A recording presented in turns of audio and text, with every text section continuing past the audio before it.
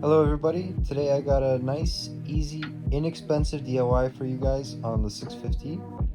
Today we're going to be tackling sway bar links on the front.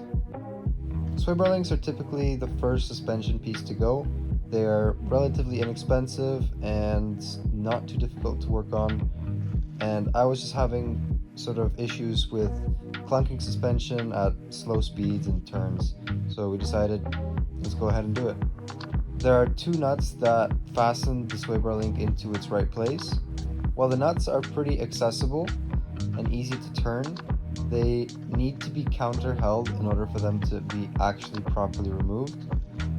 Otherwise they'll just spin in place and you'll never be able to take it off. So there's a few different methods of doing that. Using a vice grip on the rubber boot will counter hold it properly and allow you to spin the nut off of the old sway bar link. However, this is pretty damaging to the old one, so if you want to reuse the sway bar link, then it's more advised to use the other method. The other method is to counter hold it with a T40 socket and use a wrench. It's a very slow and arduous process.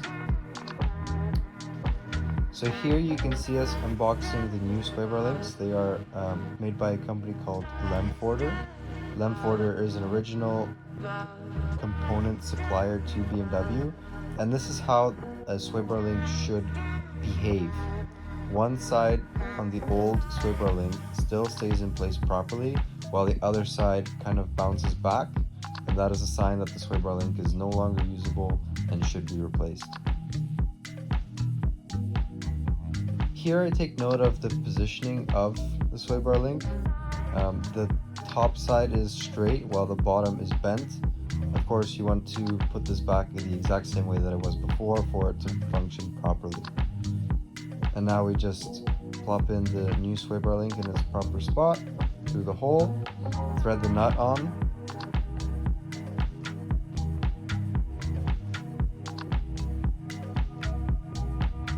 it'll be pretty difficult to actually get it on all the way. It'll get on about halfway, the nut, and then you gotta tighten it with the actual proper tool.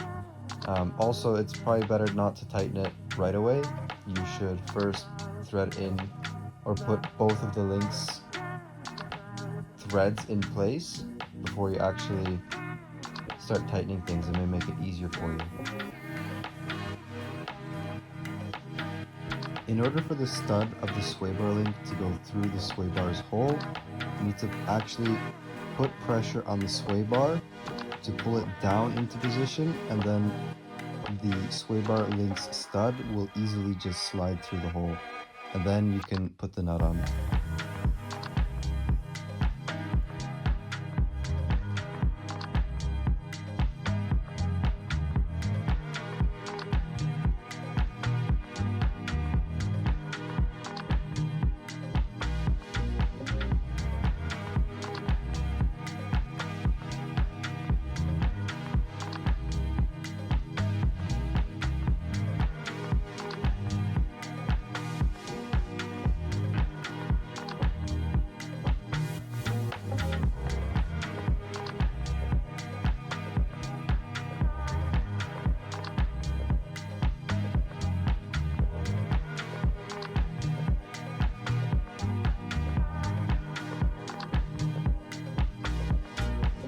Of course, for this DIY, you need to take the wheels off of the car to make it easier for yourself. So once you get the job done, just zip the wheel back up, torque it to spec, in this case 103 foot-pounds, and enjoy your non-clunky ride.